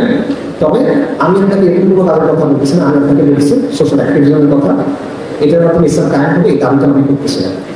আরেকটা বিষয় হলো, মনে করেন ধরেন ঠিক আছে কেউ শরিয়া কায়েমের জন্য কাজ করতেছে, ভালো, আলহামদুলিল্লাহ আমাদের সফলতা দান করে, কিন্তু এই প্রসেসটা তো লম্বা একটা প্রসেস, এটা আমরা স্বীকার করি, এটা তো এক দিনের প্রসেস, দশক ব্যাপী প্রসেস বা একাধিক দশকের একটা প্রসেস অ্যাটলিস্ট। তো এই সময়টাতে আপনার কি হবে, আমাদের সমাজের সংকটগুলো আছে, এই সময়টা আপনি কি করবেন, এই সময়টা এভাবে রেখে দিবেন আপনি? এখানে একটা প্রশ্ন আছে, মনে করেন একটা জাহাজ সমুদ্রের মধ্যে ঝড়ের মধ্যে পড়ছে, ক্যাপ্টেন মারা গেছে, কম্পাস হারা গেছে জাহাজটা, প্লাস জাহাজটার নিচে ফুটা হয়ে গেছে, পানি উঠতেছে। এখন আপনি কি করবেন? আপনি গন্তব্য যাওয়ার মধ্যে ফোকাস করবেন নাকি পানিটা বন্ধ করবেন? পানি বন্ধ করতে পারেন না, কোনো কিছু করার না। তো গন্তব্যের জন্য অবশ্যই এটা কিন্তু সেটা চেষ্টা করার, কিন্তু আপনার এই কাজটা করতে হবে, এই কাজটা যদি আপনি না করেন আপনি ওখানে পৌঁছাতে পারবেন না। সো আমরা যে আমি যেটা বলছি সেটা হলো যে এই কাজটা করা গুরুত্বপূর্ণ। এখন একটা প্রশ্ন আপনি করতে পারেন যে ভাই ঠিক আছে আপনি এগুলো বলতেছেন, কিন্তু এগুলোর মাধ্যমে তো শরিয়া কায়েম হবে না, আপনি নিজেই করবেন, তাহলে এই কাজটা কেন করবেন? শরিয়া কায়েম যদি হবে না, কাজটা কেন করবেন? এই প্রশ্নের উত্তর হলো যে আপনি মসজিদ ব্যবস্থায় টাকা কেন দেন, আপনি দাওয়াত তাবলীগ কেন করেন, আপনি ইসলামী বিজনেস কেন করেন, এগুলোর মধ্যে শরিয়া কায়েম হবে দাওয়াত তাবলীগের মধ্যে শরিয়া কায়েম হবে, মসজিদ ব্যবস্থা বানানোর মধ্যে হবে না। তার মানে কি কাজগুলো গুরুত্ব নেই? অবশ্যই আছে কাজগুলো গুরুত্ব। একইভাবে যেই কারণে গুরুত্ব থাকার কারণে, প্রয়োজন থাকার কারণে, ফজিলত থাকার কারণে আমরা এই কাজগুলো করি, সেখানে তাকাজা থাকার কারণে এই কাজগুলো করি, একইভাবে এই কাজটা আপনি করেন। এটার মাধ্যমে হবে না, তার মানে এটা না যে এই কাজটা কোনো প্রয়োজনীয়তা নাই। আমি যেটা বলছি সেটা হলো যে আমাদের মারাত্মক ধরনের ক্রাইসিস আছে, এবং বর্তমান অবস্থা চলতে থাকলে আমরা এই ক্রাইসিসটা আরো ঘনীভূত হবে। সো এই কারণে আমাদের এখানে যতগুলো বিনিময় চলতেছে এগুলোর কোনোটার সাথে কোনো শরিয়া সম্মত কোনো কারোর সাথে কোনো বিরোধিতা নাই। এই সবগুলো কাজকে আমরা সমর্থন করি, এই সবগুলো কাজকে আমরা যুক্ত হতে হবে, কিন্তু আলাদাভাবে সামাজিক শক্তি অঞ্চলের যে কাজ, এই কাজটা প্রয়োজন আছে। এই কাজটার জন্য স্বতন্ত্র কিছু প্রয়োজন কাজ দরকার, এই কাজটার জন্য স্বতন্ত্র কিছু উদ্যোগ দরকার। এতটুকুই বলছি, বেশি কিছু না, ঠিক আছে? সো এমন একটা এগুলো চিন্তা করেন যে আমরা সবাই মুনাফার কথা চিন্তা করছি, শরিয়া কায়েম করার জন্য এটা মুনাফার কথা, অবশ্যই এটা প্রয়োজন আছে, কিন্তু একটা নীতি আছে যে মুনাফার আগে আপনার মূলধন রক্ষা করতে হবে। তারপর মূলধন তো হুমকির মুখে, একটা মূলধন হলো ইমান, সেটা হুমকির মুখে। সো এই মূলধন রক্ষার জন্য কাজ করা প্রয়োজন। এবং আমি বলতেছি যে বাংলাদেশের যে কোনো ইসলামিক কাজ, যে কোনো দিনই কাজ আপনি যদি দীর্ঘমেয়াদে ভালোভাবে করতে চান, এই সামাজিক শক্তিটা আপনার লাগবে। এখন আপনি যে কোনো কাজ করতে চান, কোনো সমস্যা নেই, এর সাথে কোনো দ্বিমত নাই, এর সাথে কোনো বিরোধিতা নাই, যতক্ষণ পর্যন্ত এটা শরিয়া সম্মত। আপনি কাজগুলো করেন, এই কাজগুলোকে আমরা দোয়া করি, এই কাজগুলোকে আমরা একমত বোধ করবেন, তাকে এইখানে যে শূন্যতা আছে সেটা পূরণ করতে হবে। আমরা শেষ করবো সেটা হলো যে তারপরও আপনি একটা কথা বলতে পারবেন, ভাই ঠিক আছে এত কিছু বললাম, কিন্তু আলটিমেটলি এটা করে তো এন্ড গেমটা কি, এটার এন্ড রেজাল্টটা কি? ঠিক আছে আপনি এই কাজ করে গেলেন, আপনি সামাজিক শক্তি অর্জন করলেন, তারপরে কি শরিয়া যদি কায়েম না হয় তাহলে একসময় এটা আবার অবনতির দিকে আসবে, তাই না? হ্যাঁ, আসবে, এটা বাস্তব। যতক্ষণ পর্যন্ত শরিয়া কায়েম না হবে আমাদের সমস্যার কোনো স্থায়ী সমাধান আসবে না, এটা স্পষ্ট থাকা উচিত আমার সমাজের কাছে। এবং এটা ফরাইজদের ক্ষেত্রে বলছে, ফরাইজদের ক্ষেত্রে আপনারা দেখেন যে তারা সামাজিক শক্তি অর্জন করছে, সামাজিক আন্দোলন বানাইছে, সমাজ পরিবর্তন করছে, কিন্তু কোনো একটা কারণে তারা তানকিন কিন্তু অর্জন করতে পারে নাই, যেই কারণে পরবর্তীতে আন্দোলন কিন্তু অবনতির দিকে গেছে, আন্দোলন ওই জায়গাতে পরে আগাতে পারে না। আচ্ছা, ডিক্লাইন হয়েছে, এই সম্ভাবনা এখানেও আছে। আপনি যদি সামাজিক শক্তি অর্জন করলেন কিন্তু আপনি শরিয়া কায়েম হলো না, তাহলে এই সম্ভাবনা বাইরে আশঙ্কা আছে। কিন্তু আমি মনে করি সেই ক্ষেত্রেও এটা আপনার জন্য বেস্ট অপশন এই কাজটা করা, কারণ আপনার হাতে বিকল্প অপশন দেওয়া। আমরা এখন যে কাজগুলো করতেছি এটুকু যদি আমরা করি, নতুন কিছু অ্যাড না করি, তাহলে রেজাল্টটা কি? তাহলে রেজাল্টটা হলো যে অবস্থা অবনতি হবে। আমি যেটা বলছি, যদি আপনি এটা করেন, আমি মনে করি এটা আমার প্রস্তাবনা, আপনি ডিমান্ড করতে পারেন, সেটা হলো যে আপনি অ্যাটলিস্ট একটা প্রজন্মের ক্ষেত্রে আপনি অ্যাটলিস্ট এই অবনতিটা কিছুদিন দেরি করতে পারবেন। এটা হলো একটা সম্ভাবনা, আপনি মিনিংফুল কিছু সংস্কার আনতে পারবেন। ঠিক আছে, অর্থাৎ একটা সম্ভাবনা হলো যে হ্যাঁ, এই কাজটাতে আপনি সামাজিক শক্তি অর্জন করবেন, বাট এরপরে আর আগাতে পারবেন না। আমার অপশন হলো সেই ক্ষেত্রে এটা আপনার জন্য বেস্ট অপশন, কারণ তখন আপনি মিনিংফুল কিছু সংস্কার আনতে পারবেন।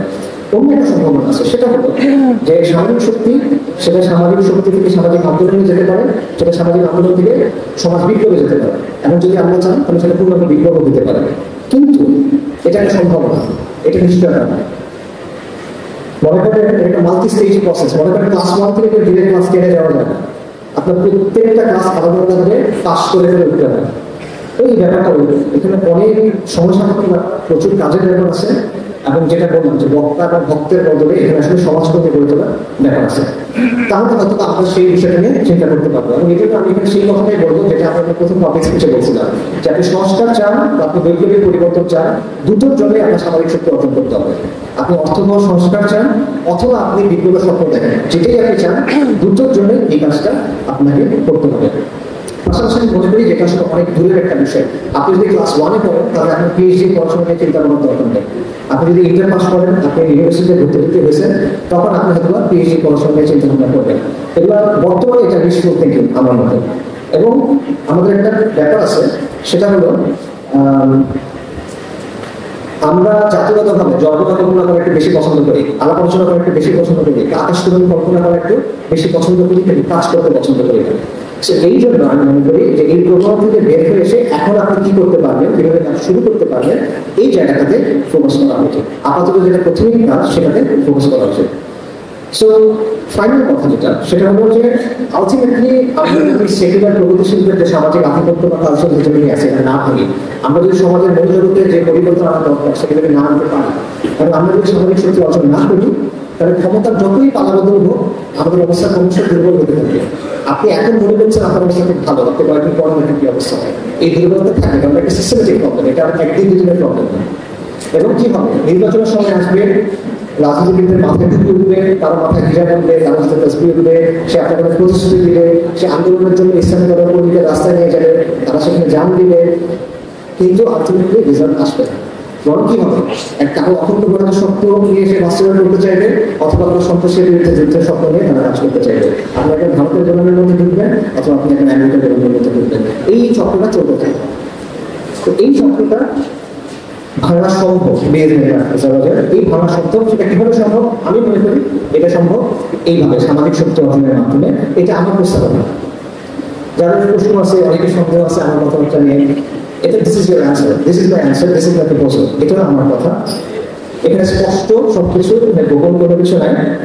এখন দেখেন আপনারা যেটা ভালো বলে, আর আপনার ডিসিপ্লিন করতে পারেন, অবশ্যই ডিসিপ্লিন করতে পারেন। এটা আমি একটা চিন্তা করলাম, আপনি এখানে কিছু করতে গেলে কোনো প্রবলেম নেই। বা একটা জিনিস মাথায় রাখেন যে আমাদের অল্টারনেটিভ দরকার, আমাদের বিকল্প দরকার। যেভাবে সবকিছু চলতেছে এইভাবে যদি চলে, একটা মহা সংকটের মধ্যে গিয়ে পড়বেন। আপনার অবস্থা হলো একটা পিডিওর মতো, যে একটা খাঁচার মধ্যে আছে। খাঁচাটা বড় হইতে পারে, খাঁচাটা এসি দেওয়ার হইতে পারে, খাঁচার মধ্যে চমৎকার খাওয়া দাওয়া থাকতে পারে, খাঁচাটার আয়তন অনেক বড় হয়েছে, কিন্তু স্টিলের একটা খাঁচা। আপনি এখানে নিয়ন্ত্রিত, আপনি এখানে নিয়ন্ত্রণ করেন না, এটা হলো বাস্তবতা। আপনার চিন্তা করতে হবে এই খাঁচা থেকে আপনি কিভাবে বের হবেন। আপনার অবস্থা হলো আপনি একটা বাড়ির মধ্যে আছেন, আপনার কাছে আলিশান বাড়ি মনে হতে পারে, কিন্তু এই বাড়ি ফাউন্ডেশন থেকে দুর্বল হয়ে গেছে, এটা যে কোনো মুহূর্তে ভেঙে পড়বে। আগামীটা ক্ষয় হচ্ছে, এটা ভাঙবে, এটা অনিবার্য ব্যাপার। সো এই বিষয়টা নিয়ে আপনার চিন্তা করতে হবে, এই বিষয়টা আপনি সলিউশন করতে হবে।